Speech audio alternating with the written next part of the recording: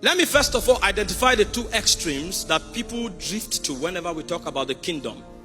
There are two extremes that we are tempted to drift to every time kingdom is mentioned. The first extreme are those who become spiritists.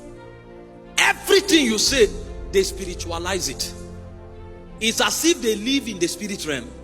That's an extreme. That's not really of God. It's an extreme. And the second extreme are the materialistic people. Every kingdom dimension you mention, they reduce it to materialism. If you call blessing, they are thinking car. If you call promotion, they are thinking office. These two dimensions are extreme position, and God fights them in every dispensation. If you take any of this extreme, you cannot walk with God. As beautiful as it may look that you are a spiritual man, if all you have is spiritism, you are not faithful. You are not favored of God. And if you are a material person, you don't even need explanation. Lust have taken over your operating system, and you are an enemy of God. These two extremes are not of God. In Luke chapter 12 verse 20, the Bible spoke of a rich man. He obeyed all the laws and principles of wealth creation. He was a wise man, diligent in his services, until he gathered his barn, and his barn was full. And he said, now my soul can rest. And God spoke from heaven. He said, you fool. That's the extreme of materialism. You fool, tonight your soul will be summoned. The second extreme is for the super spiritual. The super spiritual that call everything spirituality. In Luke chapter 16, you study the story of Lazarus. Lazarus was so spiritual that he was earthly useless. The moment Lazarus died, angels came quickly and mobilized him to heaven because of his blazing righteousness. Hallelujah. He was carried to Abraham's bosom. In a moment, he was already with Abraham. But on earth, he was useless. So he could not advance the kingdom. Remember, the Bible says, my kingdom through prosperity shall yet be spread abroad. Spiritism is not of God. Materialism is not of God. Now, the balance is not mediocrity. The balance is not in the center. The balance is not taking the average. The balance is the pattern that God himself sets in motion. There is an order called the divine order, and every generation must find the divine order. Jesus is the revelation of the divine order. The Bible said in Hebrews chapter 12 verse 2 that he is the author and the finisher of our faith. So if you want to understand how God works, if you want to understand the standards of God, if you want to know the patterns of God, the person to study is Jesus. The extent to which you understand Jesus and how he deals with affairs will reveal to you the order of heaven. Jesus met the woman at the woman of Samaria in Sychar at Jacob's well. John chapter 4 from verse 5. And Jesus begins to talk with this woman, engaging her in a conversation. And Jesus says to her, give me to drink.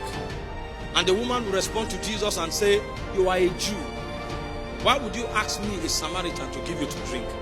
And Jesus answered her, if you knew who it is that have asked you, give me to drink, you would have asked of me, and I would have given you rivers of living waters. So Jesus shifted the conversation from earthly dimension to heavenly dimensions. You are conscious of the water. You are conscious of geographical locations. You are conscious of tribal differences. You are conscious of nationalities. But the realm where I'm talking from is the realm where there is a water that does not go dry. And the woman said, you are not with anything to draw. From whence will you get this water? That's a woman who is caught to the natural. Materiality, that's her realm. The only thing she knows in everything she does are his natural advantages. Because I am from Sychar, because this well is around here, because I have something to draw, I should be the one to have the water. But Jesus is revealing to her there's a place that you will stand, and none of these things will be a lack. There's a place that you will stand, and you will have an advantage both in the natural and in the spirit. The woman could not understand because all she knew were natural advantages. I have the material to draw. The well is for us. You are a Jew, you can't ask us. And Jesus laughed. And Jesus told her, go call your husband. And the woman said, I have not husband. And Jesus said, in that you have said true. Because you have married 5 husbands, and the one that you are with is not your husband. And the woman quickly changed her salutation. She began to migrate. This is how next level takes place. At first, you are naturally oriented. Now she migrates and says, I perceive. Perception has come in. She's no longer functioning with data. She's now functioning with a spiritual advantage, perception. I perceive you are a prophet. In all her dealings before now, perception was not a part of it. She only operates by information. She only operates by natural advantage. But now she's shifting because she's what? She's engaging Jesus. I perceive that you are a prophet. And Jesus shook his head. You have moved, but there's still a place. Some of you that all your advantage is your salary. After this conference, you will discover that it's not salary. You will move. Because when you engage Jesus, you will understand that there's an economy called grace. Grace has no regard for job. Grace has no regard for where you are from. Grace has no regard to your natural limitation. Listen, the disciples of Jesus were fishermen. They have no value in their dispensation. They were peasants, but they met somebody and they migrated. All of a sudden, their value system changed. Their confidence level changed. Everything about their paradigm was altered because they met a man that speaks from eternity. I perceive you are a prophet. And Jesus laughed. Jesus wanted to take her a bit further. And she now shifted.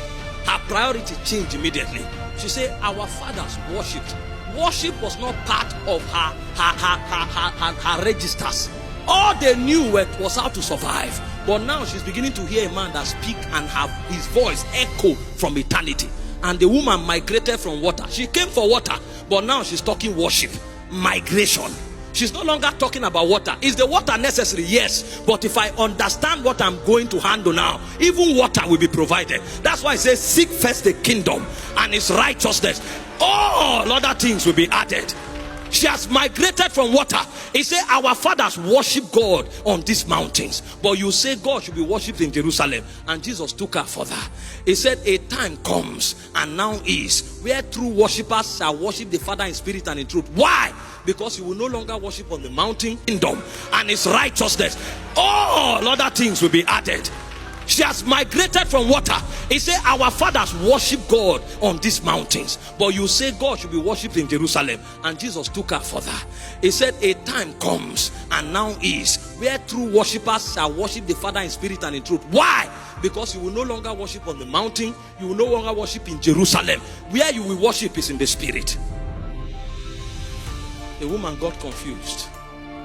And he said, well, when the Messiah comes, you have said something that I don't understand, and I don't know how we understand it. But somewhere in the archives that the Father has handed over to us, they say the Messiah have answer to every question. So when the Messiah come, he will tell me what you mean by spirit. And Jesus looked at her and said, I that speak unto you, I am he.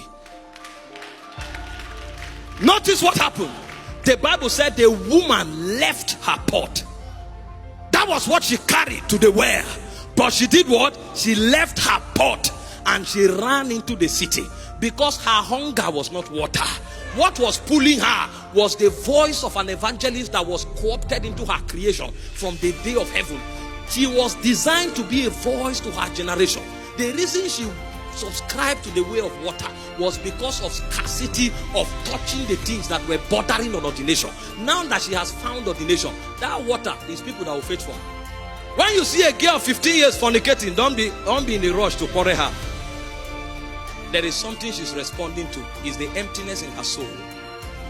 When you see a man of 35 without purpose, don't be in a rush to even advise. Let me tell you, the matters that go about people's life, they are patterns orchestrated by spiritual intelligence. The reason somebody will continue in a life without value is because the predominant source of influence is vanity. If you can talk to the ordination of that person, you will see a harlot become an evangelist. Jesus didn't advise her about her husband. Jesus only spoke to her reality.